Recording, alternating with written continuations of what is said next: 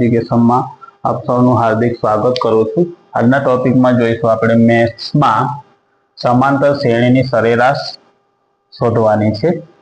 તો અહીંયા સૌથી પહેલા 7 અને 13 વચ્ચે 6 નો તફાવત છે, 13 અને 19 વચ્ચે 6 નો તફાવત, અને 19 અને 25 વચ્ચે પણ 6 નો તફાવત છે। તો સૌથી પહેલા આપણે પ્રથમ સંખ્યા લેવાની 7 વત્તા છેલ્લી સંખ્યા છે 159, પછી છેદમાં આવશે 2, ત્યાર પછી 7 વત્તા 159 બરાબર થશે 166, છેદમાં આવશે 2।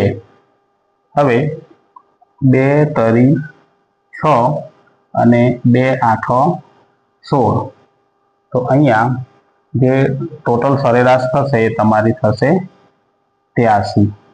તો આ શ્રેણીની સરેરાશ થાય છે 83।